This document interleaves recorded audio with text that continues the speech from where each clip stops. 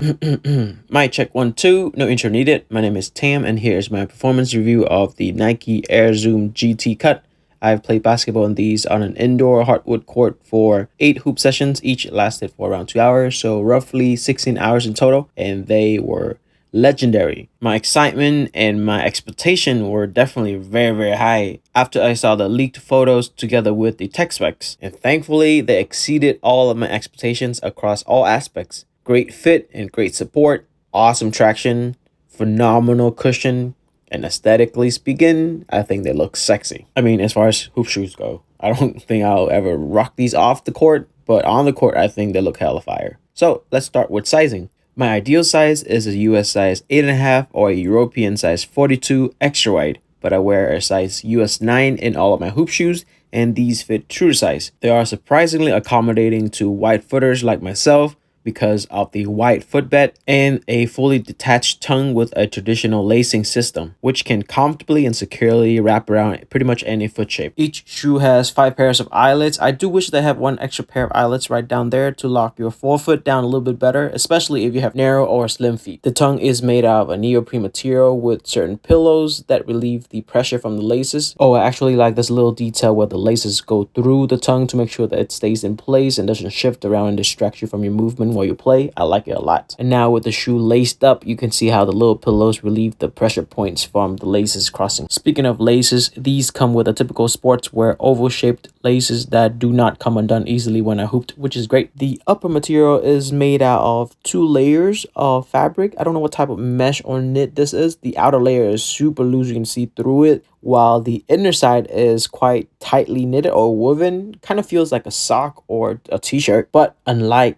a sock or a t-shirt, the fabric material does not stretch at all. It's flexible, nice and comfortable, but it's not stretchy. I really like the design and the utilization of the materials. They give me a cool vibe of an unfinished prototype or like a pullover sample with, materials laying around the factory of some sort. Speaking of materials, the toe box area features the same neoprene with foam padding material as the pillows on the tongue, with plenty of holes for ventilation. The tongue even have additional holes on both of the sides tucked underneath the material, so ventilation is awesome. The ankle and heel area is nicely padded with a lot of foam and nice sculpting, along with really cozy lining material that hugs around your Achilles and your heel very, very comfortably. I was initially worried that this shape of the heel cup might dig into my Achilles, but the feeling was gone after first 2-3 hours of playing, because the leather is nice and plush and it's not too stiff at all. One design feature that I feel like might be underrated and underappreciated is the stitching being on the outside so that they don't rub against your feet. And here is a little TPU piece that provide great containment and support, especially for lateral and diagonal movements. The shoe feels very flexible and natural on foot, especially at forefoot where you need to bend your toes, with decent amount of torsional support with this little plastic plate right here. And the combination of all the materials come together to make up a shoe that weigh 14.81 ounces for a US size 9 or 420 grams if you use metric measurements, which is not too heavy, but heavier than I expected. To quickly compare with my KD14, which is a mid-top having a strap, looking a little bit bulky, weighs 14.14 ounces, which is lighter to my surprise. Oh, and that is 401 grams in metric measurement. On feet, they feel nice and sporty, kind of like a sports car, which has some weight to it, but they give you great amount of confidence and you feel locked in, secure, ready to hoop, and without any distractions, which is awesome. Now let's talk about traction. The traction pattern is some ziggity zaggity zigzags. I'm just kidding. It's some zigzag lines, multi-directional, and it's pretty thick and also pretty firm, so I think durability will not be an issue at all. I really like the rubber compound used for the traction. It's really tacky but not flimsy, and the traction also have some rough texture that grips the court very nicely. The traction itself goes up onto the medial side and lateral side on the wide base, which I think the traction itself provide more function than just gripping the court. As you can see on the heel, it wraps up and kind of serves like an external heel counter. For this part of the footage, I'm just gonna shut up and let you listen to the traction.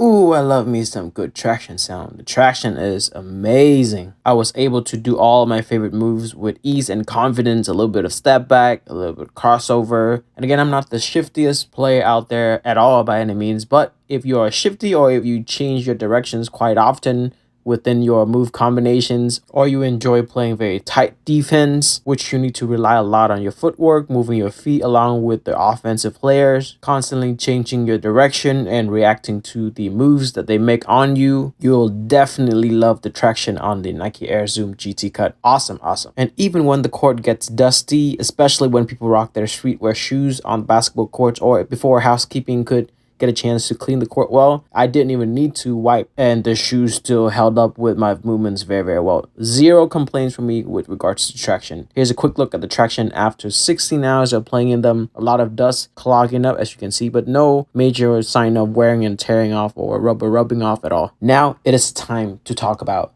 the amazing, the incredible, the phenomenal cushion setup, starting with the React drop-in midsole slash insole. I really like how naturally contoured and wide and stable this React drop-in feels. It provides a nice solid foundation for your feet to be on. Flipping it over, you can see the indentation of the Air Zoom Strobel, just to make sure that the drop-in midsole slash insole stays nicely locked on to the Zoom Strobel. The thickness of the React foam at your forefoot area is pretty thick. I'll guess about like 2 millimeters, whereas it slims down quite a bit underneath your heel area. And I especially love the contouring and sculpting of the heel area, hugging the back half of your foot very comfortably. Back to the forefoot, on top of the drop-in insole slash midsole, there's a React pattern texture that grips onto your sock pretty well and make sure that your sock doesn't slide around inside the shoe while you move. Now underneath this goodness React piece is the full length Air Zoom Strobel, and I love it. I love feeling it in my hand. My feet love feeling it when I play basketball. There's just nothing better than full length Air Zoom Strobel at the moment on the market, I don't think, because it has great impact protection while providing good flexibility and court feel thanks to the built-in flex screws, and it has good amount of bounce with great energy return.